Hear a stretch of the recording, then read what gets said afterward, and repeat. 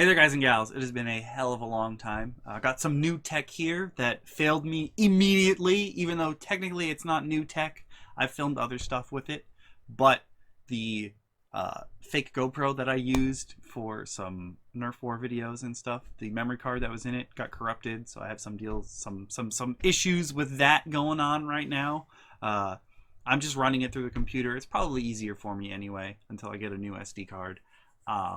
In addition, some other stuff. I'm older now. Everything hurts. Right now, like my entire back from my neck down is killing me, and it's because of the way I slept. And I don't want to get any older. I really don't. I just don't. Everything hurts. This sucks. Also, it may come up at some point. I'm like trying to look behind the camera to the computer screen to see what's actually going on. It'll probably come up at some point, though you may have noticed that I've been trying to like hide aerial views of the top of my head when I'm doing reviews and stuff. I am losing my hair, and for a while that was bothering me, but I realized that it's not like my main concern. And originally I was like, oh no, I'm going to be so undesirable, but I have so many other traits that like totally outclass going bald, so I'm not that worried about it anymore. Also, we're in the pandemic. I'm not going to get my haircut going on. It's just everywhere. If it falls down in front of my face or whatever, I apologize. It's everywhere. That's just the way it is. Noticeably, I'm only losing it on the top. The sides still are apparently fine. I don't know. Whatever. That's just the way things go. You get older, it sucks. I'll tell you more about how much getting older sucks in later episodes, but in this one in particular, I want to fill you in on last Christmas. And in order to fill you in on last Christmas, we have to go back in time to my birthday 2 years ago, pre-pandemic times, because something that happened there led directly into, this Christmas and how it was just full of crazy shit. I'm happy to be back in On Fairy Tales. Welcome to Season 4, and let's get this started. When someone meets my family, they inevitably ask, "How are you, you?" Why is that, you ask? Have I got a story for you? Okay, first of all, my 30th birthday, me and my mom are like in time with birthdays. We were both born on a 9 year, so we're like, we go up in the same, like we have the same secondary digit in all of our birthdays and what have you, because we're both born in 9 years. 49 for her, 89 for me. 2 years ago was super special for us. It was my 30th, her 70th birthday. But it was the first year, this is gonna sound totally stupid and like totally dumb, but it's just the way it is. I just wanted to say that it was the first year I ever took time off, like since I've been working, to just do me. Like just taking off for no reason. Like there's no specific reason. I'm taking off. I may have just gotten a little louder. I was looking at the levels because I can sort of see on the screen where the volume level is. This is really jank setup as usual. But hey, stuff's working and it's better quality than the last season, so whatever, we're still moving on up in the world, okay? We're still moving on up. Rewind, my 30th birthday. I decided that I was going to take time off for my birthday week so that I could play Borderlands 3. Because if you guys don't know me, you probably wouldn't have guessed it, but you may have heard me talk about it, and like Grim and the rest of the boys have spoken about it on my main channel. But I love Borderlands. Like, I love everything about Borderlands. I don't know why. It's just like, that is Borderlands has always been a game that I can just go in and play by myself. Like, it's I just want to get lost in this world kind of game. And so I took time off specifically on my birthday to play Borderlands 3. So I'm home. We get this call, and it's my sister, the favorite child, and I'm like, yeah. And she's like, surprise! Me and the whole family have come to spend your birthday and Mom's birthday together. So they get here. Now, this is a surprise visit for 4 people. Okay. This is 4 people. The favorite child, her husband, and her 2 kids. Okay. Now, if you've watched any previous season, but most likely 1 and 3, you know all about the favorite child and how she doesn't give a fuck about anybody else because everything is about her. So she just shows up with her whole family and she's like, "Yay, we're staying with you for a while. Isn't it great?" And me and my mom are like, "Yo, we are unprepared for a 4-person visit. Like, we didn't set anything up. We still have things to do and what have you." I mean, I was on vacation and I expected to play Borderlands 3 for this vacation. I got to turn the game on 1 time the whole time they were here, so I didn't get to play it all. Even though I took off time specifically to play Borderlands 3. Like, that's what I did. I just wanted to be immersed in this, have some fun, whatever. I thought it was going to be great. It was not great. It was just, ugh. But I will say, in my mother's defense, we will get into this a little later, this is the first time that the favorite child did something. My mom was like, "What the fuck is wrong with her?" And the rest of us were like, "Yes! Yes! Turn on her!" And it was just real nice. But because she's the favorite child, my mom decided that she was going to give the favorite child and her husband her bed, which is in the room over there. And the kids either slept on the pull-out couch in the living room or in the room next to me. No, actually, my mom slept in there, but we have like a little... I don't want to call it a futon because I don't know what it actually is. It's not really a futon. It's like a... It's a chair for kids, and you can fold it out into like a bed thing. And some international students have slept on it because they're small enough. But it's like a... I don't know, like a kid's cushion lay down thing. I have no idea what it's called. If you do know what it's called, let me know, because I'm stupid and I need the help with it. So my mom slept in there, the kids slept down there. Most of the time it was the favorite child's husband slept with one of the kids on the bed downstairs that pulls out from the couch in the living room. The favorite child slept in my mom's bed, and the entire time she was here, she complained. Because that's what the favorite child do. That's what she do. She just complains. She's like, "Your bed is so uncomfortable. I can't believe you sleep in this bed every day. I can't fathom how you can possibly sleep in this bed. It's so uncomfortable. You should absolutely buy a new one." That seed was sown. Dug a little hole, threw that seed in there. Okay, that's what you need to know. The other thing that you need to know, which made all of us happy, is that so the pull-out couch is in the living room. Like, you have to get around it. You can go all the way around to get to the dining room, but normally you just walk in towards the dining room or you sit in the living room. But when the pull-out couch is pulled out, you can't really sit on any of the couches because it's directly across from the love seat. So, like, there's nowhere to sit unless you're sitting on the bed. And the favorite child's husband, like, never put it back in during the day. He figured, hey, I'm going to sleep in it again tonight. There's no point in me, folding it back up, putting it back together. For the first time ever, my mom's, like, walking through the living room, and she, like, realizes she can't get through. And for the first time ever, she gets mad at them, and she's like, "They're assholes. They're just assholes. They leave this stuff here." I'm, like, back here. Like, yes, yes, let the dark side take you over. Which is funny, but leads into a totally different joke many episodes from now. But it is a quote from Grimm, and it has, fueled me. It has been so great, and it never changes. It's always the same. It's still said the same. He said this joke like 10 years ago. It still fits today. But that was the first time I'd ever seen my mom be like, "Oh, the favorite child isn't perfect and correct in every situation." What? It was a mind-blowing, just galaxy brain moment on her part. So that seed is sown. Remember? She dug up a little pot, put the seed in. Your bed's uncomfortable. You just have to let it ruminate and grow for a little while. And a little while is like a year and a half in our world. So fast forward to last Christmas. Remember that seed? It's now a little plant in the Banshee's mind. Not my mom's mind, in the Banshee's mind. Okay, so it's Christmas time, right? My sister, that's confusing now that you know. I mean, you already knew there were 2 of them if you've seen any of these previous episodes. But the Banshee's like, "I need you to be home to get this package that I'm sending Mom." And I'm like, "Okay, fine." And there's this day where my mom's leaving. I think it's to go to Habitat. I'm not sure. My mom volunteers at Habitat for Humanity because she cannot sit still. So now that she's retired, she's just like, I gotta do shit! And that's how she is as a person.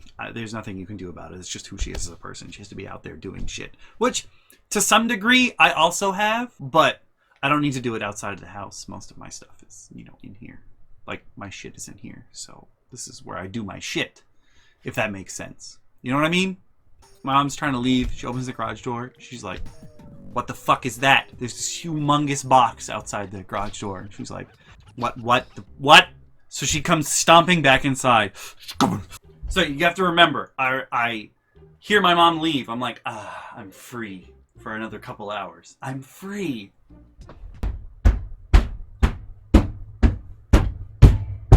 She stomps into my room. Do you know anything about that heavy box outside? And I'm like, no. What heavy box? I mean, I have a guess as to what it is, but I did not do it. It's so heavy, I can't move it myself.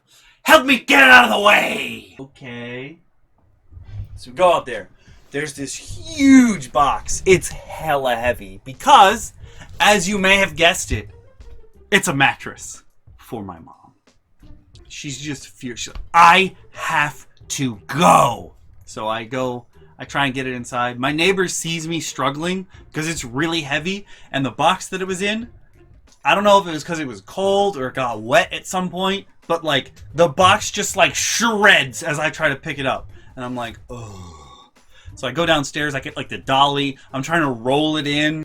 My neighbor's like, okay, I see how much trouble you're having. Let me help you with this. He comes over. We get it in the house. He's like, wait, I have a trick. And he gets a fucking... He grabs one of like the rugs that you have in like the bathroom. And we lay down part of the box on it. And we kind of slide it up the stairs. We're like... And he's like, yeah, there we go. That's the spirit.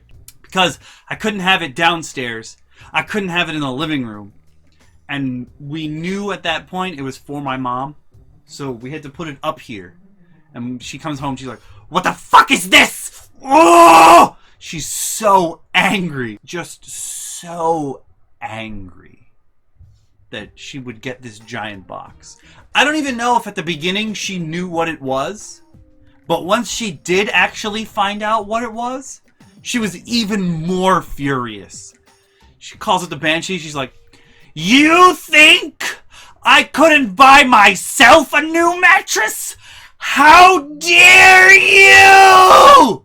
Now, normal people in a situation like this would be like, wow, what a thoughtful present. You heard someone complaining about my mattress, even though it wasn't me. True. And you were like, well, I'll get her a new mattress so she can sleep comfortably. And instead, my mom took that as, you think I can't take care of myself? I can't buy things on my own? Which is, generally speaking, how my mom reacts in situations like these. If you will recall, probably in season 1 or something, I told you guys, if anyone buys me, like, bowls or cups or glasses, my mom gets furious. Like, I have, like, a relatively nice, like, tea set for Japanese tea, and it is like locked away somewhere in the fucking crawl space right now because my mom was like, they think I can't give you bowls and cutlery? And that's pretty much how my mom reacts to everything. Everything is a affront, whether implied or inherent in you saying something to help her out. It's automatically something that's an affront to her, as if she can't do things on her own. Which is a sad way to live when you really think about it. It's such a sad way to live. So we're having this discussion, and my mom's like, you better get that shit out of my house! And my sister's like, what do I do for Christmas for her now? And we're having this discussion, and the Banshee's husband brings up the great point where he's like, okay, I'm filling in the blanks here. Realistically, what you should have done first was call up the favorite child and be like, is this the mattress you think mom would like? Because, as you all know, with her being called the favorite child, If she had said yes, if she had okayed the mattress purchase, if she had okayed it, it would have been 100% okay. Absolutely 100% okay. It would have been great. My mom would have been like, oh my god, I love it. But instead, because it didn't come from the favorite child, it was, how dare you! And that's, par for the course at this point in our lives. They say you can't teach an old dog new tricks. There's partially that going on, but also some other things going on. None of it is good, as per usual. And me and the Banshee are like, you know what, you're right.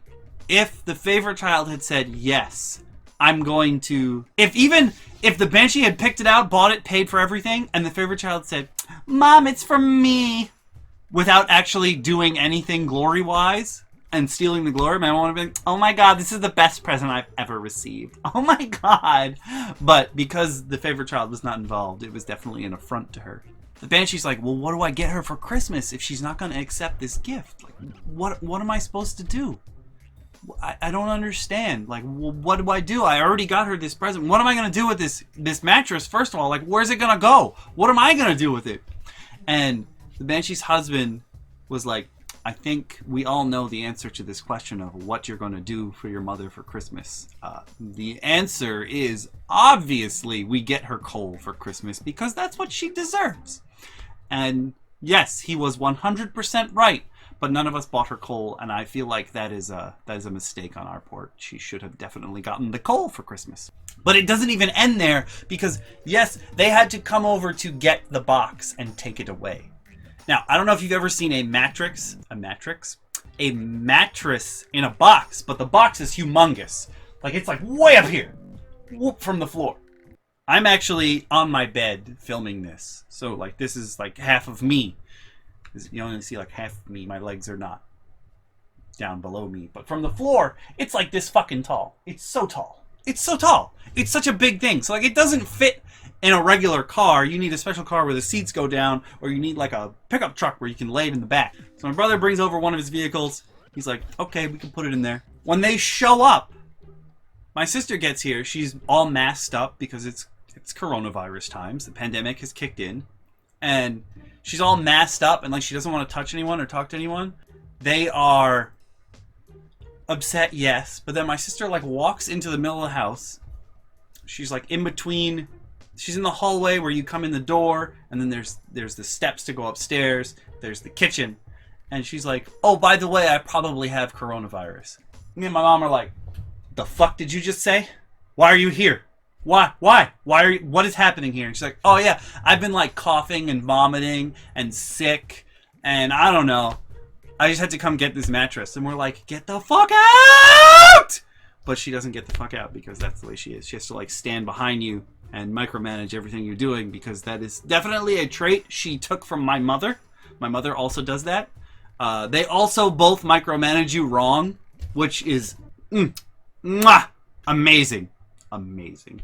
As like my brother is so mad that he has to do this that he fucking just like sticks his hand in the broken shredded box and just lifts the whole fucking thing up, and we're like, ah, because he had just recently thrown out his back. It was, ah, and he's like, well, it's gotta go somewhere, and we're like, ah, and he's just fucking carrying the match. I'm like, put it down. So we get another rug, we slide it down the stairs. But of course, as it's coming down, it touches the walls. Now, as I told you, you come in that hallway, it's like the door, and then the kitchen's on the other side, and then the stairs to go up. So we're trying to get the mattress in this gigantic box down the stairs. My sister's in the hallway, my mom's in the kitchen. They're both doing their micromanaging thing. And at one point, we try to get it down, and it like slips, so it touches the wall.